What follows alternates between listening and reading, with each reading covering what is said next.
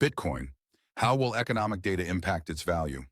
So while today we had PPI, okay, and then these came in way over, that's producer price index, and but the CPI is the consumer price index. That's kind of often a little bit more important. And then we have unemployment claims. So guys, I'd be very careful here going into tomorrow, guns blazing. Always look for the USD red folders. Again, red folders have the ability to move markets. Everything else is kind of nobody cares. Natural gas, 30-year bonds, just anyway. But CPI, PPI, unemployment, FOMC, you get the picture. And but that's it for this week. Consumer sentiment. Yeah, so we have a week of news, you guys, and then the FOMC comes up after that. But let's do this because I think it's useful. Here's how my brain works.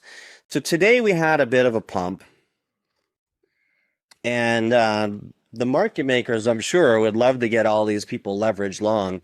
And then we have bad economic numbers tomorrow. So we could still very easily head lower, you guys. So these are two scenarios for Bitcoin. And at this point, they're equally as likely. So I would suggest to be careful on not buying Bitcoin yet. I mean, you could, if at the end of today it's holding or above this line, then starting to allocate might make sense, but it could easily reverse tomorrow. You see, I don't like to get ahead of the game with that. The signals are not really looking that bullish. So I am currently out of Bitcoin. You know, I would rather buy. Here's the thing. This is important.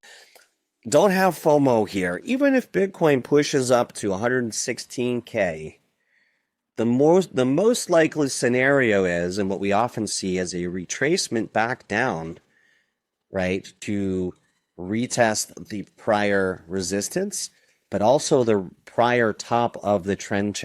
Hey, this is Brett from Moonstream. If you'd like to learn more about our pro trading signals or our live classes every Wednesday or our Retire Rich program, go over to moonstream.io/start.